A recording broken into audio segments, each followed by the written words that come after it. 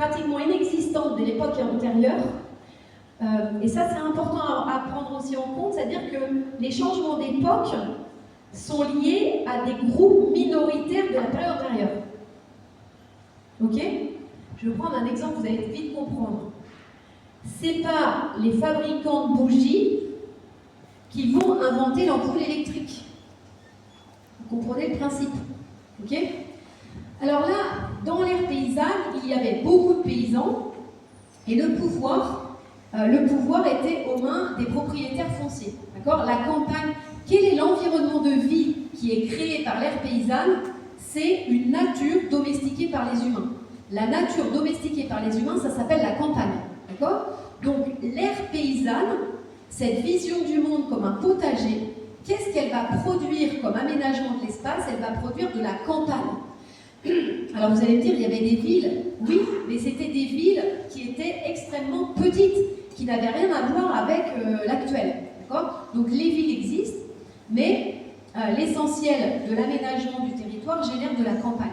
La campagne est le centre démographique, le centre économique parce qu'elle produit de la nourriture, c'est le centre politique parce que c'est pas que les paysans ils ont le pouvoir, hein, mais c'est que les propriétaires fonciers, leur pouvoir vient de la possession de la terre, et c'est aussi le pouvoir culturel parce que toutes les représentations mentales des gens sont liées à l'agriculture.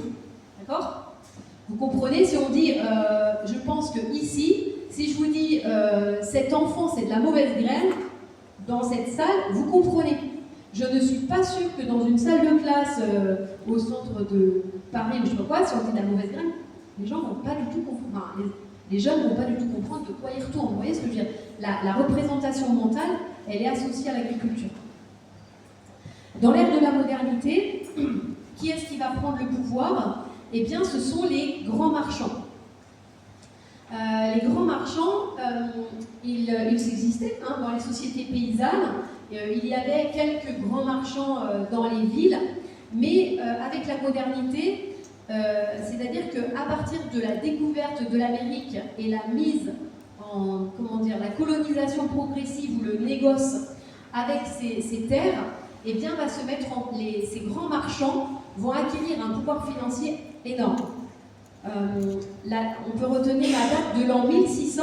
En l'an 1600, c'est la première compagnie des Indes qui est fondée. Et qu'est-ce que c'est qu'une compagnie des Indes? C'est tout simplement une espèce de partenariat public-privé et c'est le début du grand capitalisme un peu mondialisé. C'est le début de ce qu'on appelle le mercantilisme, d'accord? Imposer leur vision du monde à l'ensemble de la société. Quelle est la vision du monde de ces grands marchands? Donc on pourrait dire que l'ère thermo-industrielle, c'est l'ère du capitalisme, c'est la même chose. La modernité, l'ère thermo-industrielle, l'ère du capitalisme, c'est la même chose. D'accord? La modernité est productiviste et associée au capitalisme. Alors, cette vision bourgeoise, de cette bourgeoisie marchande, qu'est-ce que c'est? En quoi elle est très très différente de la vision paysanne du monde? Eh bien parce que c'est la fin de la réciprocité. C'est-à-dire que des marchands ne sont pas, par logique, dans la réciprocité. La logique du commerce, c'est de recevoir plus que ce qu'on donne. D'accord? Donc l'idée, c'est la modernité est acquise à cela. C'est-à-dire, j'en veux pour mon argent. Je veux du moins cher que moins cher. Vous avez vu les routes. Alors, vous avez de la chance en Puisée. Vous n'avez pas trop de grandes villes. Moi, je viens de la région nantaise. Donc, le bord des routes, c'est moins cher que moins cher. C'est toujours moins cher que moins cher. Hein, on pourrait dire que la logique de la modernité, c'est je veux tout pour pas un rond. C'est-à-dire je veux tout recevoir, mais je ne veux rien donner. Et regardez comment... et donc cette vision, elle, petit à petit, d'abord elle était que dans le négoce international, à l'époque du XVIIe siècle, XVIIIe siècle, etc. Et puis finalement, cette façon de voir, je veux tout pour pas un rond, tout est, eh bien, elle s'immisce dans toutes les strates de la société. Jusqu'à arriver aujourd'hui sur la question des maisons de retraite, de l'école, de la santé. D'accord? Donc c'est une représentation du monde qui est déséquilibrée. J'en reparlerai tout à l'heure, Armand Rosa dit c'est le problème numéro 1 de la modernité. Vous voulez sortir de la modernité, extirper cette représentation de monde de vous-même. Ruth-Rosa dit c'est une vision, la vision moderne du monde est une vision prédatrice. C'est une vision systématiquement hostile. C'est-à-dire, je veux bien dire bonjour, je veux bien serrer la main si c'est rentable. Ça peut aller jusque-là, vous voyez ce que je veux dire? Et donc, ça veut dire aussi qu'on a aussi cette relation-là avec la nature. On n'a qu'une façon d'être au monde. Cette relation, elle est vraie avec la nature. Pourquoi? Parce que les sociétés paysannes, leur survie est liée à l'écosystème. La société moderne, sa survie n'est pas du tout liée à l'écosystème. Enfin, jusqu'à ce qu'elle en atteigne les limites, on est d'accord. Mais la société moderne en a rien à faire de l'écosystème, parce que sa survie économique est liée non pas à l'écosystème, mais aux minerais. Puisqu'on est une société matérialiste, on produit des objets. Donc, ce qui nous intéresse, c'est les minerais pour faire du feu et les minerais pour faire des objets. C'est la raison pour laquelle, dans la comptabilité qui est la nôtre, dans le système moderne, l'écosystème n'est jamais pris en considération dans la comptabilité. D'accord? Vous pouvez détruire une forêt, ça ne va pas affecter la comptabilité. Par contre, dans la comptabilité, vous le savez, tout ce qui va être mine est répertorié. Et regardez aujourd'hui, l'état du monde, tout ça n'est lié que à des histoires de mines, alors que ce soit du pétrole, du gaz, du cobalt, enfin, j'en passe. Donc vous voyez, la société moderne, elle ne s'intéresse qu'aux mines parce que c'est la base matérialiste de sa production. D'accord? Et donc, qu'est-ce que c'est qu'une mine et quelle est la relation des hommes avec les mines? C'est juste, on va se servir. C'est-à-dire, je prends. Voilà. Et donc, la société moderne est une société qui est dans un déséquilibre relationnel, qui est dans une logique de prendre et pour ne jamais donner.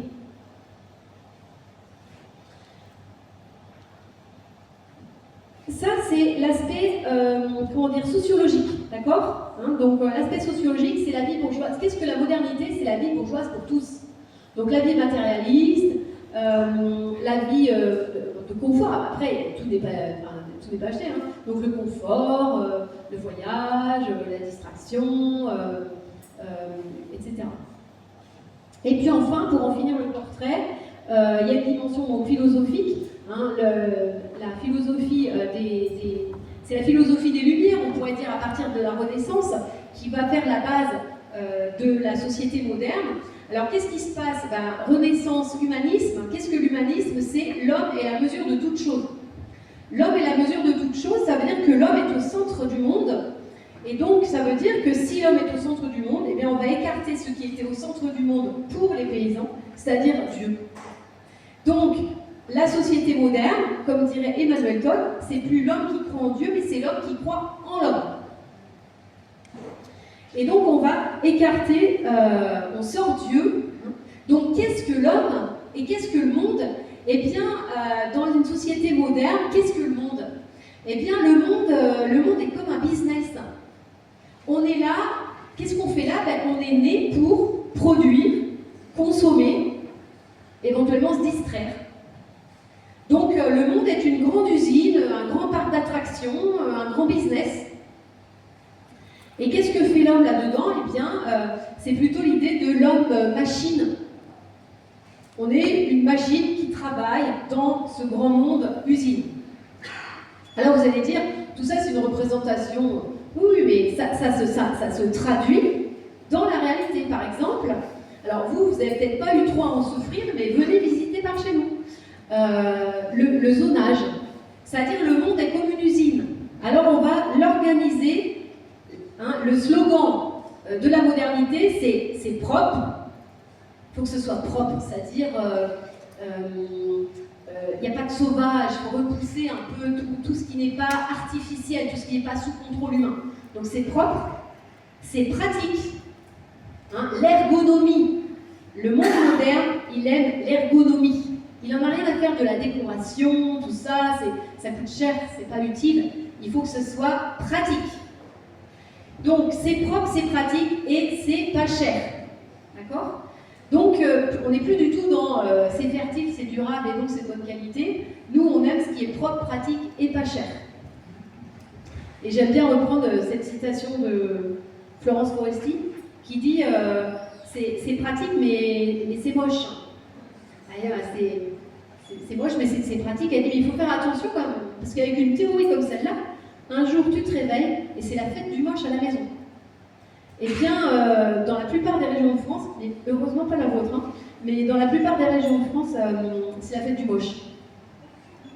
Hein, regardez les zones industrielles, les zones commerciales, Et donc, qu'est-ce que c'est que le zonage? Eh bien, puisque le monde est comme une usine, qu'il faut que ce soit propre, pratique et pas cher, eh bien, il va y avoir là les zones de production, zones industrielles, zones de consommation, les centres commerciaux, les zones où il faut bien habiter, les zones résidentielles. Et puis, la courroie de distribution entre toutes ces zones, eh bien, ça va être les routes. Et donc, toutes les routes vont être dédiées intégralement à la mobilité motorisée. Donc, c'est soit pour rouler, soit pour se garer, mais il n'y a plus de vélos, il n'y a plus de piétons, et surtout, il n'y a personne qui doit rester comme ça dans l'espace public à ne rien faire. Puisque le monde est une usine, on ne peut pas ne rien faire. D'accord? Donc, voyez un petit peu ce que ça donne. Alors, si on regarde l'espace, le temps, le corps, etc., alors, quel environnement de vie va produire la société moderne? La société moderne va produire des environnements de vie artificiels. Qu'est-ce que ça veut dire? Ça veut dire construit par les humains, d'accord? Donc, construit par les humains, ça veut dire, c'est ce qu'on appelle la ville, d'accord? Donc, l'ère de la modernité est associée à un processus d'urbanisation très important. La modernité déménage la campagne, la transforme, mais elle ne produit pas de campagne. Vous, par exemple, vous êtes des modernes vivant dans un environnement de vie hérité. Les modernes, normalement, vivent en ville, d'accord? Qu'est-ce que c'est que des ruraux? On pourrait dire que ce sont des modernes qui vivent dans un environnement de vie antérieur, vous voyez, comme dans un héritage. Donc, c'est la ville qui va devenir le centre. La ville est le centre démographique, économique, politique, culturel. Et donc, les campagnes vont se marginaliser. Elles étaient le centre, elles sont devenues une marge. D'accord? La modernité industrialise tout. Donc, elle va industrialiser l'agriculture, mais elle va aussi industrialiser la production immobilière.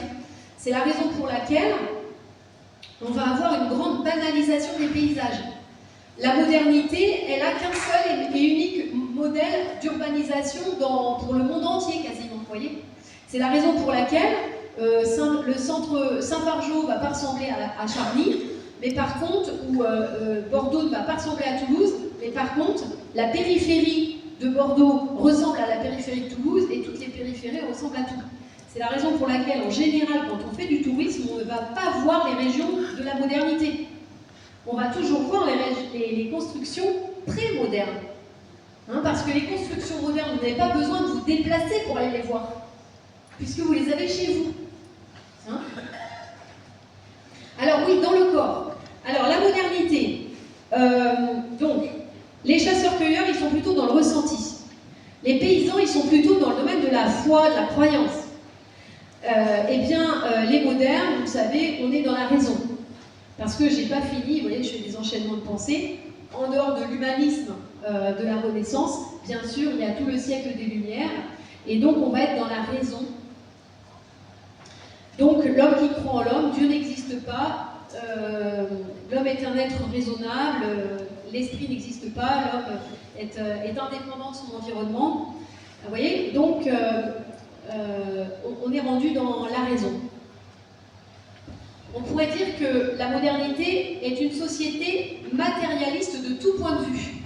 C'est du matérialisme au sens production de biens matériels, comme on n'a jamais eu. C'est une société matérialiste au sens spirituel. L'esprit n'existe pas, seule la matière existe.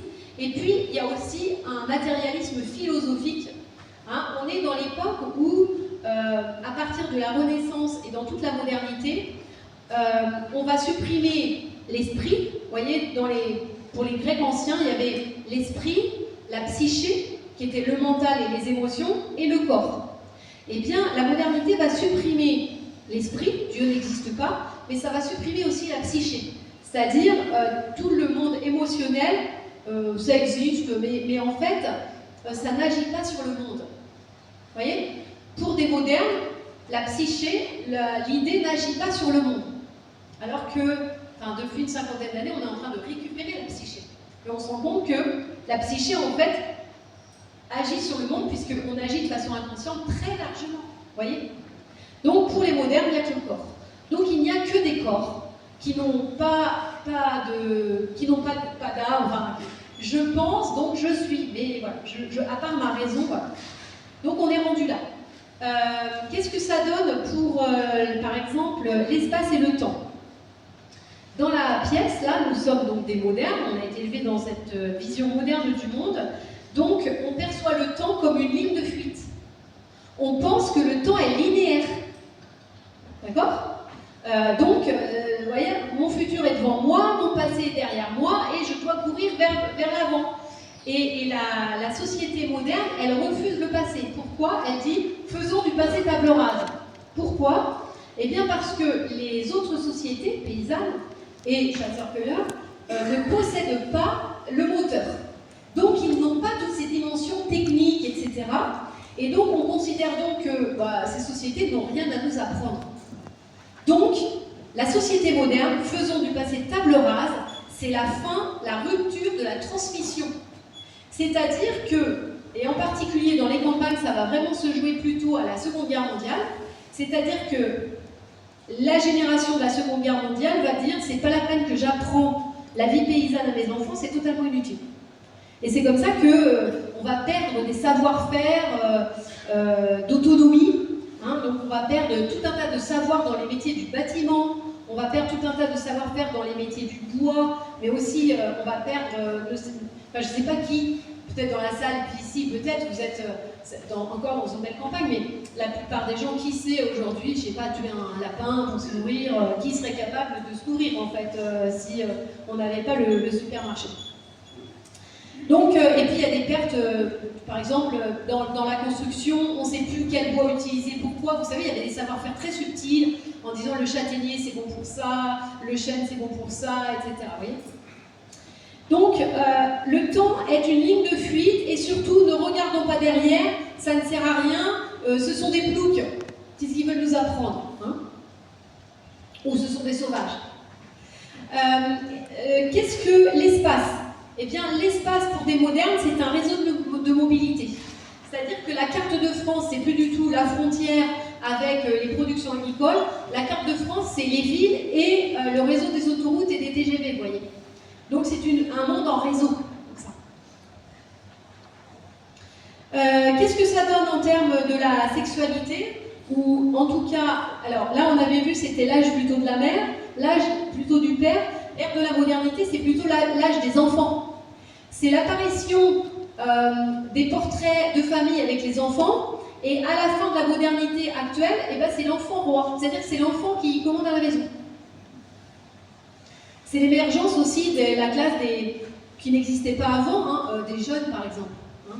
Ça n'existait pas, les jeunes, avant. Donc, c'est l'émergence des enfants dans l'histoire, et puis d'un point de vue de la sexualité, on pourrait dire que c'est la séparation entre la sexualité et la reproduction.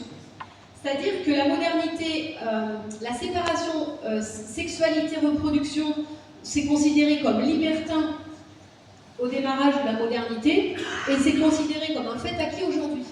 C'est-à-dire que la sexualité est distincte de la reproduction.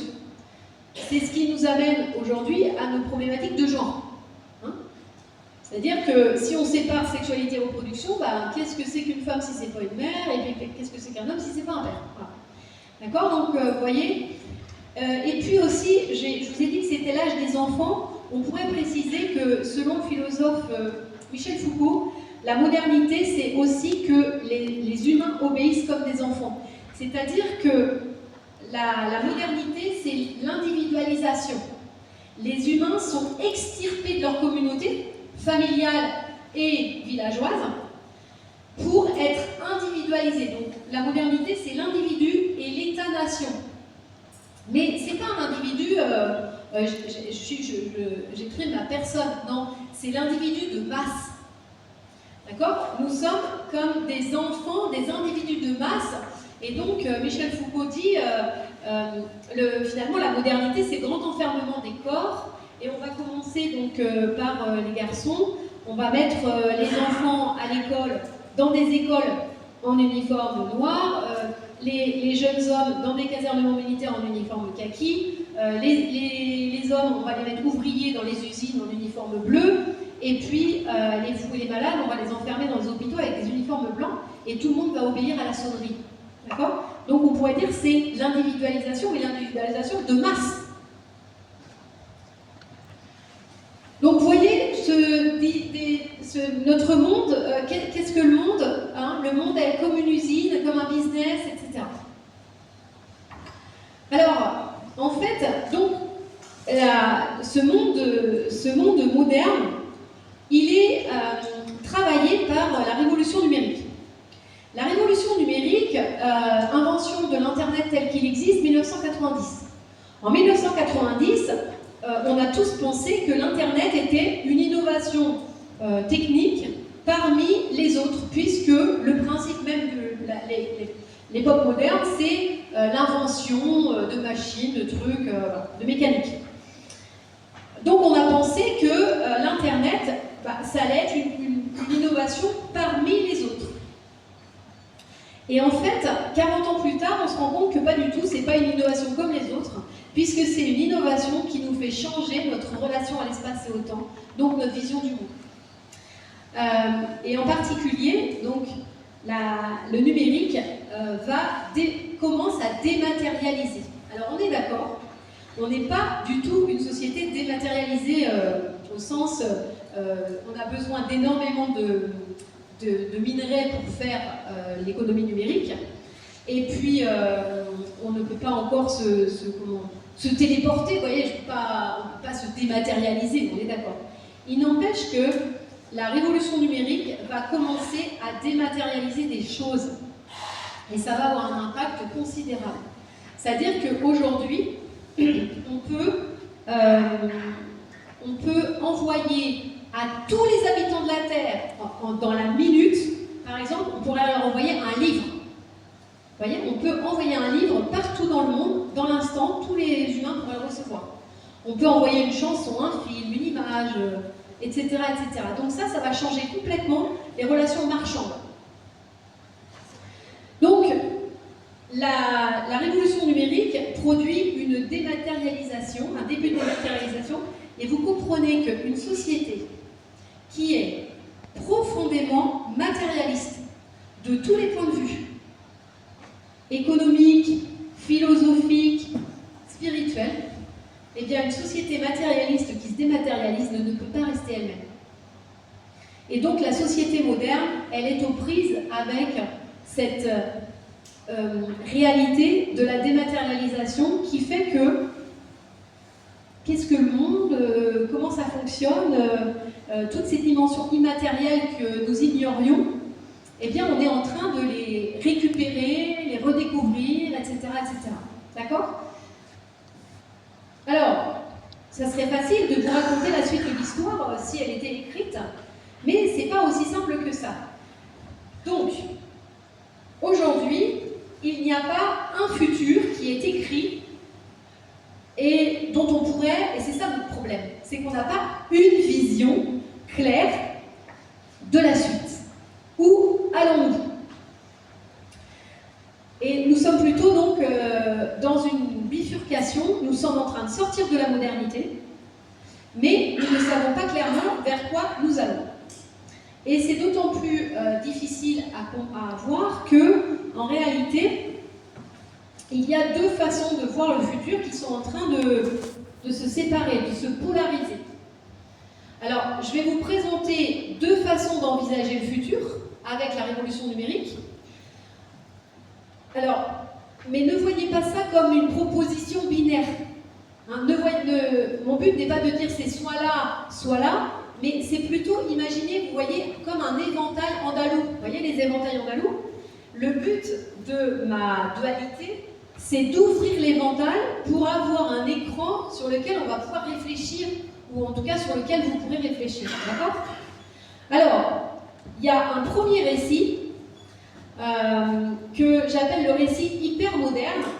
Et ce récit hyper moderne, vous le connaissez, c'est celui qu'on aurait suivi en 1990, quand l'Internet est apparu, c'est de dire, eh bien, on va continuer dans la modernité grâce au numérique. C'est-à-dire qu'on va aller encore plus loin, encore plus vite, on va produire encore plus de trucs, on va être encore plus puissant, encore plus riche, grâce au numérique. Ça, c'est ce que j'appelle la vision hyper moderne. C'est-à-dire qu'on continue dans la pensée moderne, mais exaltée par le numérique. Ce récit, c'est un récit centralisé oligarchique, c'est-à-dire que ce récit, il est porté aujourd'hui, il est défendu aujourd'hui par les pouvoirs en place de la modernité qui entendent se maintenir malgré la révolution numérique. D'accord ? C'est un petit peu, quand on était des paysans, c'était des pouvoirs aristocratiques. Quand on était moderne, c'est des pouvoirs bourgeois de l'argent. La transition entre les deux, c'est la Révolution française. La Révolution française, c'est la prise de pouvoir par la bourgeoisie du pouvoir politique à la place de l'aristocratie. Et bien aujourd'hui, c'est cette bourgeoisie financière qui est installée au pouvoir, mais elle n'a pas envie de laisser sa place, donc elle essaie de vendre un récit en disant mais continuons dans la modernité, exaltée par le numérique. D'accord ? Et puis, on va le voir, ce récit devient de plus en plus dystopique, c'est-à-dire c'est un récit qui devient de plus en plus cauchemardesque pour la plupart des gens, et donc on va avoir de plus en plus de gens qui décrochent de cette vision d'avenir pour aller vers autre chose. Alors, premier récit, donc le récit hyper moderne. Que nous raconte le récit hyper moderne ? Eh bien, c'est l'idée de dire on va continuer la modernité exaltée par le numérique. Alors là, le monde n'est plus... Qu'est-ce que le monde ? Le monde n'est plus une usine avec des humains qui seraient des hommes-machines indépendants de l'environnement, mais là, le monde serait comme un ordinateur. Le monde, qu'est-ce que le monde ? C'est un grand ordinateur. Et donc, tout est connecté. Et donc, qu'est-ce que l'homme là-dedans ? Eh bien, l'homme là-dedans, il est comme un composant biotech de l'ordinateur général. Et que donc, les humains, pour rester connectés à l'ordinateur global, doivent se faire un petit peu plus objet pour pouvoir se connecter aux objets. D'accord ? Donc, qu'est-ce que c'est devenir un composant biotech ? Grosso modo, il faut être connecté en permanence avec notre voiture, notre compte bancaire, notre frigo. Donc, il faut que nous intégrions en nous des dimensions d'objets pour nous connecter par l'Internet avec les objets. D'accord ? Donc, c'est l'homme, le monde ordinateur et l'homme composant biotech du système, le cyborg. C'est le transhumanisme. D'accord ? Alors, donc, qu'est-ce que l'espace, qu'est-ce que le temps ? Eh bien, pour cette société hyper moderne, l'espace, l'idéal, ça serait que l'espace n'existe plus. C'est-à-dire qu'il n'y ait plus de diversité. D'accord ? Donc, ce qui serait bien, c'est qu'on puisse avoir tous les mêmes goûts à la surface du globe. Comme ça, on pourrait tous manger le même produit, tous être pareils. Hein, l'idée, au fond, il y a un philosophe qui dit c'est la haine de toute altérité. C'est-à-dire qu'il faudrait que tout soit pareil. D'accord ? Tous les territoires se ressemblent. Tous les gens se ressemblent. Hein, et finalement, l'être hyper moderne, qu'est-ce que c'est ? C'est une sorte de mannequin de vitrine où il n'est pas jeune, il n'est pas vieux. Ce sont des gens qui n'ont pas d'âge. Enfin, ils sont tellement... avec une chirurgie esthétique, vous voyez, ils ont un physique qui finissent par tous se ressembler. Donc, ils n'ont pas d'âge, ils n'ont pas de sexe. Donc, l'idéal d'un monde qui n'aurait plus de frontières, qui serait un monde unifié, d'une mondialisation générale où tout le monde consomme pareil. Donc, il n'y a plus d'espace. Qu'est-ce que le temps ? Il n'y a plus de temps non plus, c'est l'urgence permanente. Donc, en fait, l'hypermodernité, c'est l'instantanéité. Il faut que ce soit tout de suite, tout de suite, tout de suite. Quand est-ce qu'il faut rendre le dossier ? C'était hier, en fait. Mais vous avez reçu le programme aujourd'hui? Bah oui, tant pis. Hein. Vous voyez, cette urgence permanente. Et il y a un philosophe qui s'appelle Hartmut Rosa qui dit la chose suivante: la société hypermoderne est une société frénétique, agitée de corps et d'esprit. C'est-à-dire notre corps est agité, on roule, on se déplace, mais surtout notre mental. Le mental est agité. Il est agité par des notifications permanentes, des informations du monde entier qui arrivent jusqu'à notre téléphone, etc. Et Hartmut Rosa dit la chose suivante: la société hypermoderne est une société frénétique, agitée de corps et d'esprit. La société frénétique est une société à encéphalogramme plat. Pourquoi? Pour une raison très simple, c'est que pour avoir du recul, pour réfléchir, pour avoir une pensée un peu profonde, il nous faut 20 minutes. Mais dans la société hypermoderne, il n'y a pas 20 minutes où on vous fiche la paix. Ça veut dire qu'il n'y a jamais de réflexion profonde. Il n'y a plus aucun enracinement dans son fort intérieur. Et il dit c'est la raison pour laquelle l'Occident, grosso modo, depuis 20-25 ans, n'invente plus rien de nouveau. C'est-à-dire elle sait faire que ce qu'elle sait faire. Donc de la technique, il règle des problèmes techniques. Donc il n'y a rien de fondamentalement nouveau. Et c'est la raison aussi pour laquelle, comme la société hypermoderne ne fait rien, ne produit rien réellement et qu'elle, au fond, elle le sait, la seule chose qu'elle fait, c'est de la bureaucratie pour se rassurer qu'elle fait quelque chose. Donc en fait, la société hypermoderne utilise la révolution numérique pour du contrôle. C'est-à-dire, à quoi sert la révolution numérique? À contrôler. Donc, voilà. Et donc, Hartmut Rosa dit la société frénétique, agitée de corps et d'esprit, est une société à encéphalogramme plat. C'est la raison pour laquelle elle ira jusqu'à son effondrement sans broncher. Rien ne sera fait.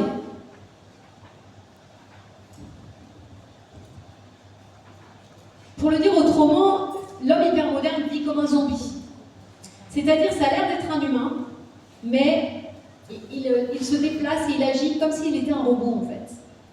Comme s'il n'avait pas vraiment il n'a pas d'intelligence. Vous voyez, un zombie, voilà. Donc, les attaques de zombies. Et donc, quels sont les mondes, quel environnement de vie crée la société hypermoderne? Eh bien, la société moderne, elle crée la ville. Eh bien, l'hypermodernité va construire un environnement de vie qui n'a jamais existé dans l'histoire de l'humanité. Ce sont les environnements de vie virtuels, le métaverse. C'est-à-dire que l'être humain n'est plus dans l'espace-temps naturel de la Terre, mais il peut vivre, il peut créer un espace-temps. C'est-à-dire que c'est un monde artificiel, mais non matériel. Donc, vous voyez, plutôt... Alors,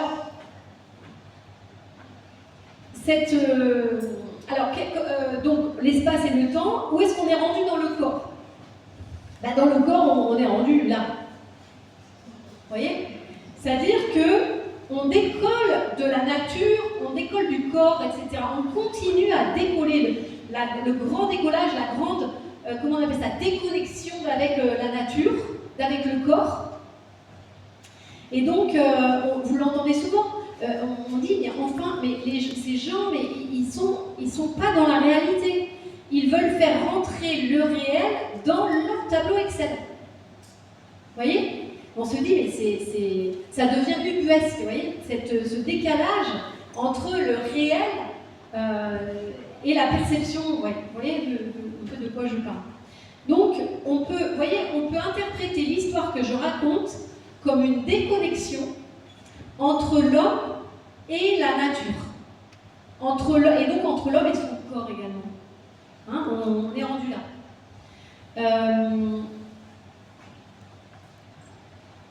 Est-ce que je vous ai tout raconté?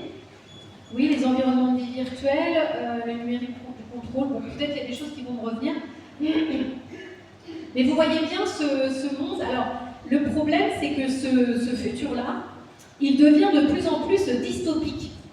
C'est-à-dire c'est un truc à cauchemar. Alors, pourquoi est-ce qu'il devient dystopique? Parce que ça ne tient pas la route, ce qu'on raconte. C'est-à-dire, par exemple, ce récit demande des ressources énergétiques énormes. Vous voyez, par exemple, Oui, de ressources énergétiques énormes. Donc on dit, mais pour vivre comme ça, tout le monde là, il faudrait 3 planètes. Et alors là, ce monde commence à avoir la réponse suivante. Ah oui, c'est vrai, vous avez raison. Si on voulait tous vivre comme ça, il faudrait 3 planètes. Mais si on était 3 fois moins nombreux, ben ça marcherait. Et donc on commence à avoir des discours carrément génocidaires. Alors ça commence, vous trouvez pas qu'on est trop nombreux sur Terre? Alors bon, bah, la plupart des gens, un peu naïvement, finissent par dire, ah bah oui, ah oui, bah oui. La plupart des gens, maintenant, vous vous dites, est-ce qu'on est trop nombreux sur Terre? Les gens vous regardent, bah oui. Hein, selon quels critères, on ne sait pas, mais voilà. Donc, deuxième phase, bah oui, hein, tout le monde est d'accord, vous êtes d'accord? On est trop nombreux sur Terre. Hein? Bon, oui, très bien. Bon, alors la phase 3 va venir, c'est-à-dire par qui on commence. Hein? Et donc, vous voyez bien tous ces gentils lois qui pour mourir dans la dignité, si vous pouvez partir de vous-même, vous comprenez le truc. Hein? Donc, on voit comment ce monde devient, donc sur des questions d'environnement, devient extrêmement douteux, hein, qui n'est pas très humaniste. Alors, on pourrait prendre plein de cas, hein, mais on pourrait prendre aussi la question de la démocratie. Là, vous voyez que les pouvoirs du numérique qui n'existaient pas il y a 40 ans sont devenus tellement puissants qu'ils sont plus puissants que les États-nations, et que donc vous voyez très bien maintenant que ces grands milliardaires, ces oligarques du numérique, là, eh bien, ont des projets politiques. Alors, entre ceux qui veulent nous expédier sur Mars, l'autre qui veut nous vacciner, l'autre qui veut nous faire manger ceci, qui organise la défense, cela. Donc, vous voyez bien qu'on est en train de sortir complètement des idéaux de la modernité, des promesses de la modernité. Et donc, on voit bien que ça devient totalement dystopique. Donc, de plus en plus de gens décrochent. Et donc, on va avoir tout un tas de courants, mais qui ne sont pas organisés. Donc, des courants néo-paysans, des courants écologistes, des courants anticapitalistes, mais tout un tas de courants, de plus en plus de courants s'agrègent pour dire non, mais ce monde hyper moderne n'est pas désirable. Et donc, nous désirons autre chose. Mais c'est ça qui n'est pas. Quand on dit il n'y a pas de récit, c'est là où le récit n'est pas. Parce que le récit hyper moderne, il existe. Il n'y a pas de souci. On peut vous le résumer, d'accord? Alors, on pourrait dire que comment est-ce qu'on pourrait résumer cet autre monde? Eh bien, cet autre monde, ce serait l'idée que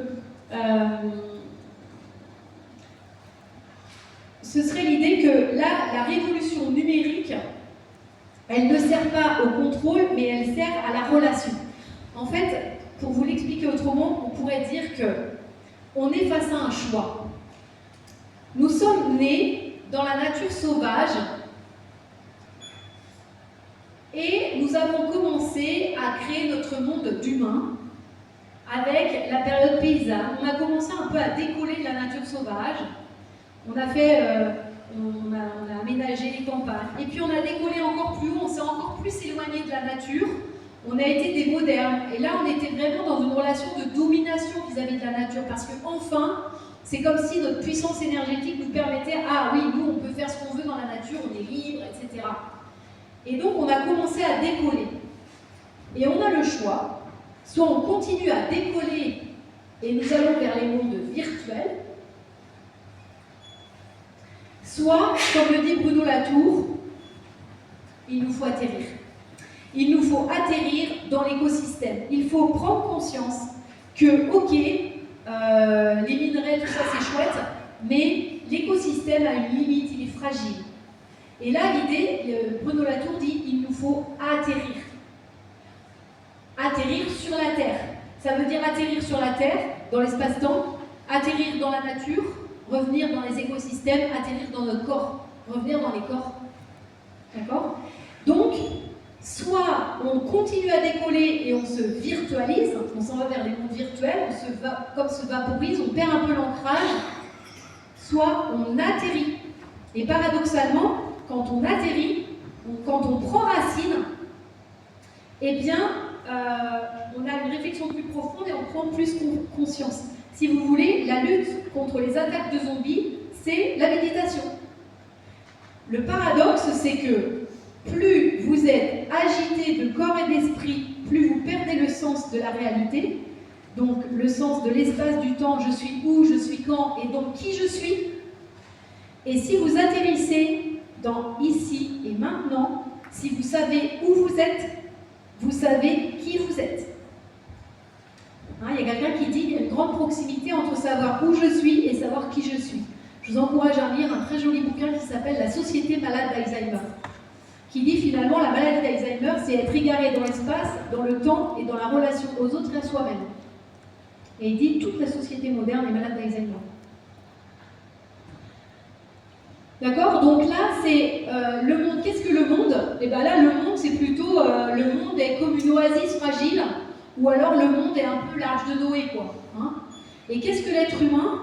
Eh bien, l'être humain est naturellement connecté. On pourrait dire que l'être humain est comme une antenne. Il est connecté, mais naturellement, il n'a pas besoin de Wi-Fi pour être connecté intellectuellement, émotionnellement, même spirituellement pour certains, avec ce qui l'entoure. Et on pourrait dire que là, la révolution numérique va plutôt servir à la relation. Donc là, on est aussi rendu là, si vous voulez, dans ce monde, on est aussi rendu ici, mais pas ici pour dire qu'on est dans la vapeur, on ne sait pas où on est, mais plutôt ici pour dire, et ça ce sont des travaux scientifiques qui le montrent, hein, c'est que le cerveau n'est pas le siège de la conscience. La conscience ne n'est pas du cerveau, mais le cerveau serait juste un organe qui nous permet d'interagir avec la conscience, mais la conscience, on ne sait pas où elle est localisée. Et donc, je dis là pour dire, voilà, on ne sait pas s'il faut réintégrer tout, qu'est-ce qu'il y a autour de nous, etc. Alors, pour les campagnes, on pourrait dire, si on prend la question de la ruralité, comment est traitée la ruralité ou même l'écologie dans l'un ou l'autre? Eh bien, par exemple, ici, dans l'hypermodernité, on peut dire que la campagne n'a aucun avenir dans un monde hypermoderne. Dans le monde moderne, elle a déjà été marginalisée. Là, ça va être un peu la même chose parce que les discours écologiques hypermodernes sont les suivants. L'écologie hypermoderne dit « l'être humain est intrinsèquement dangereux pour la nature ». Je vois que j'ai passé un temps fou, ça va être la fin. Donc, l'être humain est intrinsèquement dangereux pour la nature. Donc, il faut que les êtres humains, on les regroupe dans des villes d'où ils ne sortent pas pour laisser la vie sauvage à la nature. Tout ça dans un système qui reste capitaliste, donc c'est difficile à comprendre, mais vous voyez, donc là, il n'y a aucun avenir pour la ruralité, sauf à être des lieux de villégiature pour citadins éventuels un peu aisés. L'hypermodernité finit d'achever l'agriculture. L'hypermodernité dit ce n'est pas aux agriculteurs de nourrir les gens. On va le faire nous-mêmes. Et donc ils utilisent des prétextes moraux en disant c'est pas bien de manger des animaux, c'est horrible. Hein, c'est moche de tuer des animaux pour les manger. Donc, qu'à cela ne tienne, nous allons faire de la viande de cellules souches. Ils sont en train de le faire. Hein, donc de la viande de laboratoire, du poisson de laboratoire, des œufs de laboratoire, du chocolat de laboratoire. Donc, ils attaquent frontalement l'élevage en ce moment et tout ce qui va être une agriculture paysanne. À l'inverse, ici, l'idée est plutôt de dire non, l'homme n'est pas dangereux pour la nature. C'est juste l'homme moderne qui est dangereux pour la nature parce qu'il s'en est trop éloigné. Il nous faut atterrir, réapprendre à vivre dans les écosystèmes, avec les écosystèmes, sans les détruire. Et donc, on pourrait dire qu'ici, on va plutôt privilégier une vie rurale. Et ici, l'idée, c'est de dire, bon, ok, l'agriculture, comme de la même façon qu'il y a eu un grand virage moderne de l'agriculture paysanne dans les années 60, il nous faut faire un grand virage écologique de l'agriculture pour qu'elle se réadapte aux écosystèmes. Donc vous voyez un petit peu la différence. Ici, alors, on pourrait dire de façon peut-être un peu caricaturale, mais grosso modo, tout ce qui arrive d'en haut, c'est-à-dire par les pouvoirs, est de nature hyper moderne. Alors que les attentes des populations sont de nature altermoderne.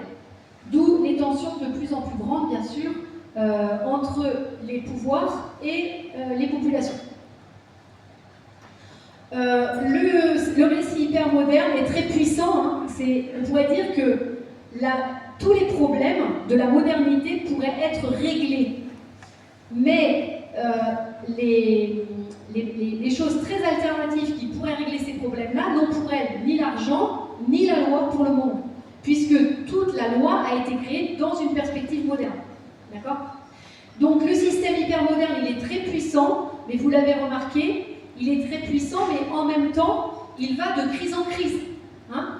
Nous allons de crise économique, en crise sociale, en crise financière, en crise environnementale, en crise politique, en crise géopolitique. Donc vous voyez bien qu'on est dans un état de crise au bord de l'implosion ou de l'explosion. Donc voilà. Alors, vous voyez qu'on a le choix un peu, hein. Soit on décolle, soit on atterrit. Et vous voyez qu'il y a un grand intérêt pour les campagnes, puisque les campagnes, elles ont eu une période paysanne, traditionnelle. Ensuite, dans l'ère de la modernité, les campagnes, il y a eu deux phases. Il y a eu une première phase où on a été plutôt dans une modernisation productive, c'est-à-dire on va créer de l'industrie à la campagne, on va moderniser l'agriculture. Donc là, ce qui était bien, c'était les campagnes modernes versus les campagnes restées dans leur jus paysan qui étaient vraiment ringardes.